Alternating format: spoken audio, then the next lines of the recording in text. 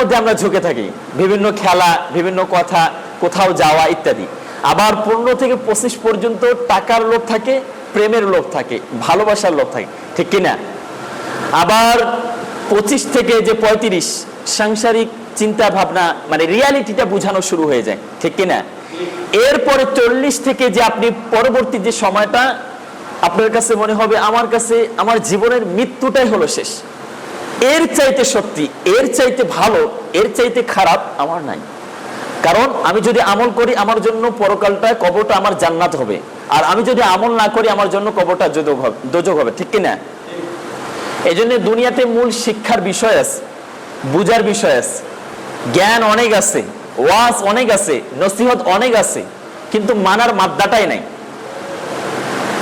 আমরা কি একটাও মানতে পারবো না আল্লাহর হুকুম?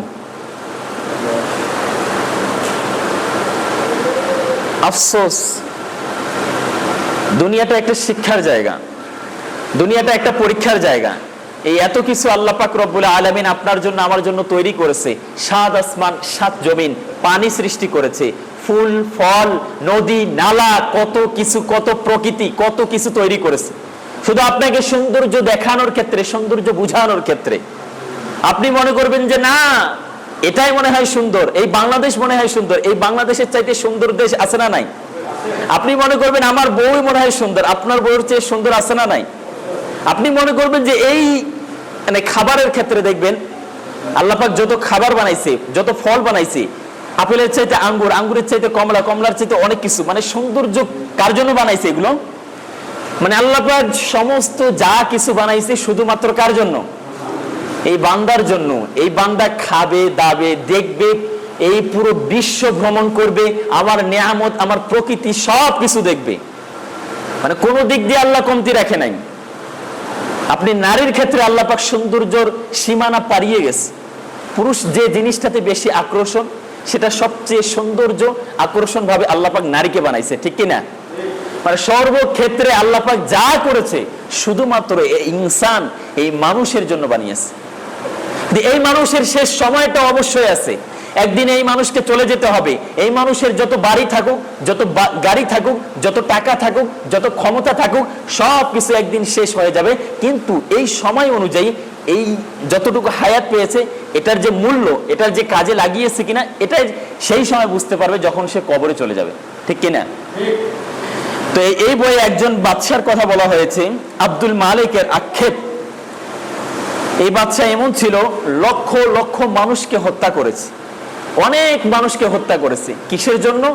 এই রাজত্ব কায়েম করার জন্য, রাজত্বকে ঠিক করার জন্য। যেমন শেখ হাসিনার আমলে, বেশি দিন তো হলো না, দীর্ঘ 15টা বছর যতদিন ক্ষমতায় ছিল, মানে ক্ষমতায় থাকার জন্য যতটুকু করা দরকার, যেইভাবে করা দরকার, বাক স্বাধীনতা পর্যন্ত হরণ করা হয়েছে।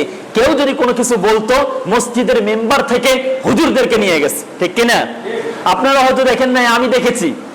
লাইক করার কারণে, একটা কমেন্ট করার কারণে, একটা মন্তব্য করার কারণে জেলে থাকতে হয়েছে, ঠিক কিনা? কথা বলতে পারে নাই কেউ, স্বাধীনভাবে চলতে পারে নাই কেউ, কোনো কথা অন্যায়ের প্রতিবাদ যেই করতে গেছে সেই জেলখানায় থাকছে, ঠিক কিনা?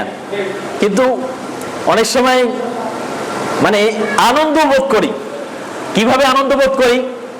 ওই স্বৈরাচারের আমলে কোন একজন ব্যক্তি, কোন একজন সাহসী সৈনিক যখন হকের কথা বলে, হাজার হাজার মানুষ তাকিয়ে তার দিকে দেখে, ঠিক কিনা?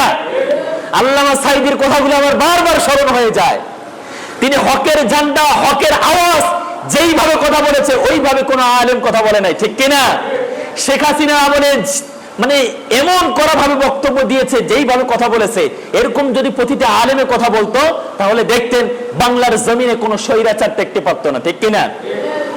আমি এটাও দেখলাম, বর্তমানে তো ক্ষমতায় নেই, বিএনপির লোক মনে করছে যে ক্ষমতায় চলে আসছে, আসুক, সমস্যা নেই, আমি এদিক দিয়ে কথা বলতেছি না, কথাটা বলতেছি আমাদের দেশটা লুটপাট হয়ে গেছে, ঠিক কিনা?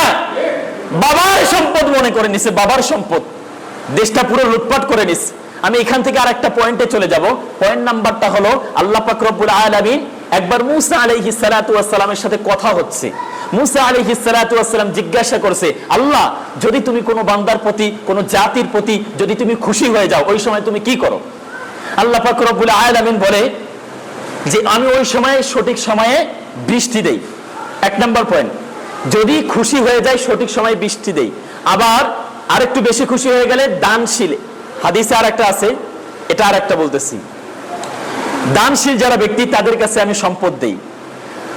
আর একটা হলো তৃতীয় যে কাজটা করি, ক্ষমতা আমি তাদেরকে দেই যারা ন্যায়পরায়ণ, আমি তাদেরকে ক্ষমতা দেই। আচ্ছা, বেজার হয়ে গেলে কি করো? 1 নম্বর হলো যখন আল্লাহ পাক বেজার হয়ে যায় ওই সময় অসময়ে বৃষ্টি দেয়, ঠিক কিনা? বৃষ্টির যখন প্রয়োজন হয় ওই সময় বৃষ্টি পাওয়া যায় না, মানে মানুষ হতাশ হয়ে যায়। বর্তমান আছেই তো, এর আগের বছর তো আরো বেশি ছিল, এই সময় আমরা কিছুটা দেখতেছি। যাই হোক, 1 নম্বর হলো অসময়ে বৃষ্টি দেয়। দ্বিতীয় নাম্বারটা হলো যারা কৃপণ তাদেরকে আল্লাহ সম্পদ দেয়। তৃতীয় নাম্বার হলো যারা স্বৈরাচারী, যারা জুলুম করতে পারবে, মানুষের প্রতি জুলুম করতে পারবে, আলেমদেরকে জেলখানায় রাখতে পারবে, মানুষের সম্পদ আত্মসাৎ করতে পারবে, দুর্নীতি করতে পারবে, লুটপাট করতে পারবে, চাঁদাবাজি করতে পারবে, তাদেরকে আল্লাহ ক্ষমতা দেয়। কাদেরকে দেয়?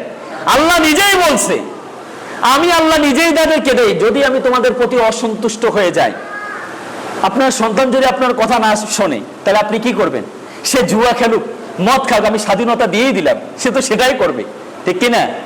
আল্লাহ পাক এইভাবে দিয়ে দেয় ক্ষমতা। ক্ষমতা একটা মহৎ জিনিস, সেই ক্ষমতাটাই আল্লাহ তাদেরকে দিয়ে দেয় যারা জুলুম করতে পারবে। তা আল্লাহ পাক আমাদের প্রতি বেজার ছিল এই কারণে